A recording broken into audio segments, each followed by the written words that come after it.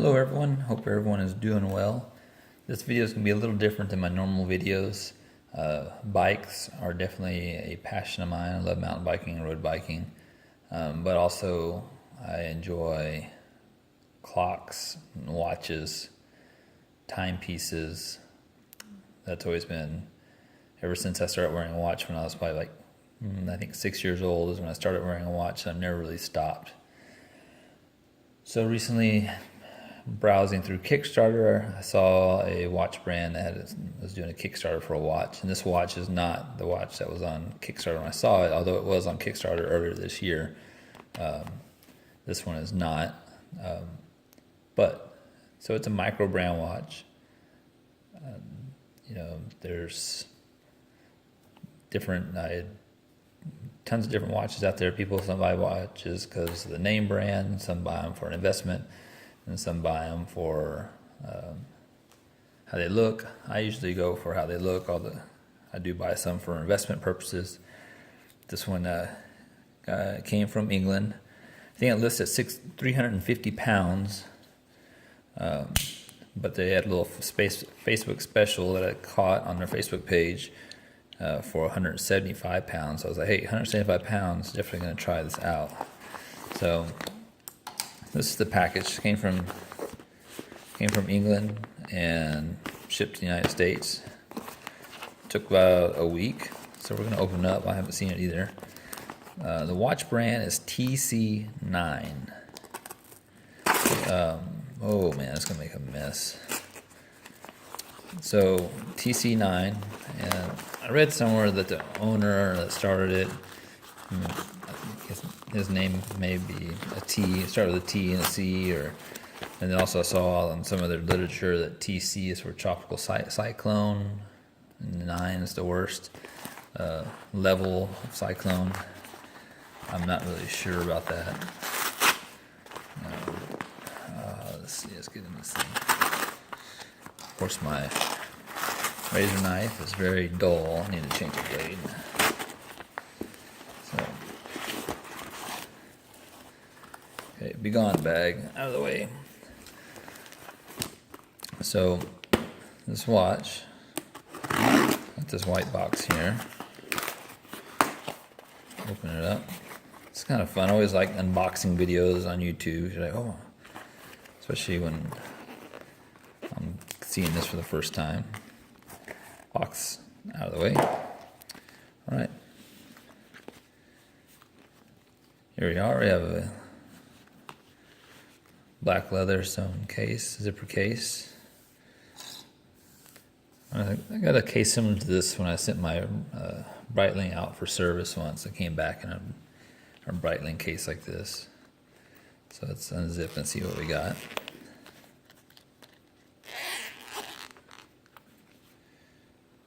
Oh, upside down. Let's do this.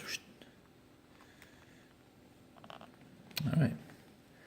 There's the first watch, first look. And so this is TC-9's 1971 diver watch. So it's kind of patterned after a 71 diver watch. I think Seikos. I've seen some Seikos that look like this. And this one comes as an automatic watch with a Seiko movement. And this is in bronze. And with a Horween leather strap.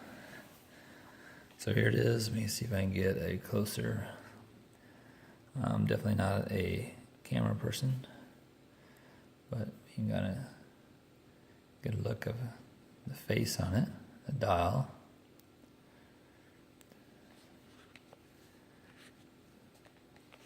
And in the case, let's see. Oh, well, that'd be great. I should have ordered 2. So this is a 2-watch case, nice little travel case for people who like to carry multiple watches. I do sometimes. Oh yeah, definitely like first picking it up, I like the heft of it. That could be the bronze. I mean, it is the bronze.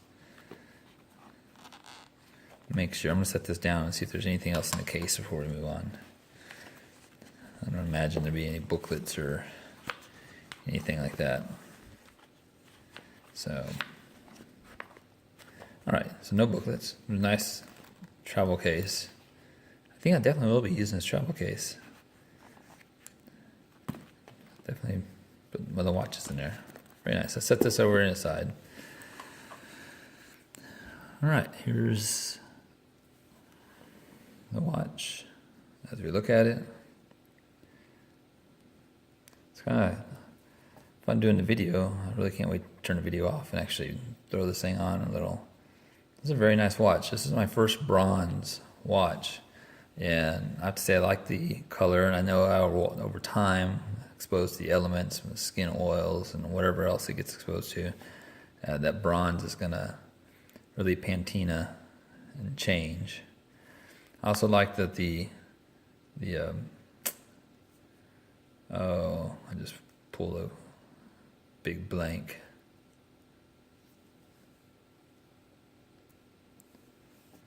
Now I remember the crown. It's set at the 4. That way you don't get it on the side. A lot of times these bigger watches, you crank your wrists, especially I wear mine on my left hand. If you have a big crown sticking out, like sometimes the Panerai will really dig into my wrist. So I have it set at 4. And I know there's a bunch of fancy watch terms. I'm not a fancy watch collector guy. I enjoy watches. I have some for investment, but I buy the watches I like wearing, and that's where it comes down to. So sorry, I'm not that fancy of a gentleman, but here's a pretty stiff band. As the padding is thick here, and that band naturally wants to kind of crank right there. So definitely have to try to get that to round out, because sometimes when you have this many holes in the band and you can see that natural, you have to get it worn in. But my fear is that it's going to start get an angle right here. But we'll see. The other one. Let's go to the back. And look at the back. I guess that's going to be the TC-9 logo.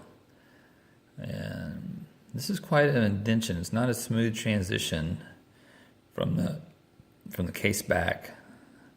It's a step down. I don't know if we can get in there. So there's a pretty good lip. Kind of see if we can get that lip there. But let's see how it wears. It's very smooth. I really like the color. I think it's really gonna look good. And you can kind of look across. It does have sapphire crystal, which is great for resisting scratches. And it's domed. It has a nice dome on it. Very smooth transition between the bezel and the crystal. I like that. Sometimes you can get a nasty lip. It catches and it can chip, especially on the crystal. So I really like. It's a nice, good transition.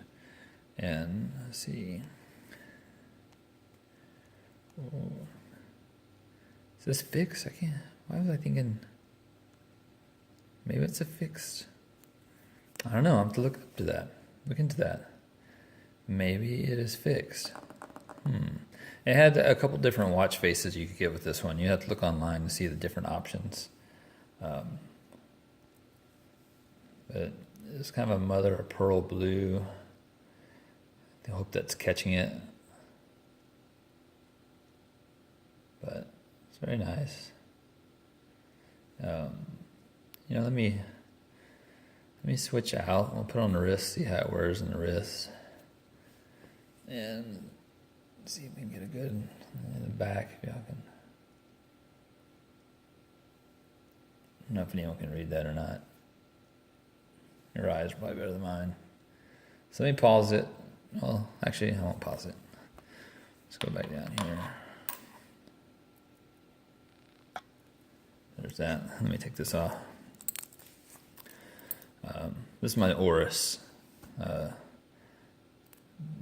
Diver Titan titanium. This watch I've had for a very long time, and it is a tank. Do everything in this. Like I said, my watches do everything I do, and this one kind of goes with me everywhere.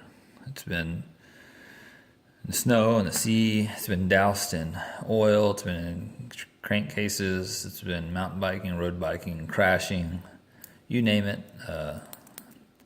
This watch, Oris, makes an awesome watch, and it goes with me everywhere. It's my go-to watch, and it's tough as nails.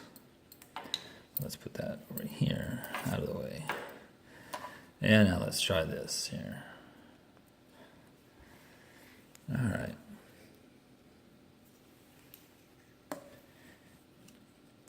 Yeah, I definitely have to get this band to loosen up.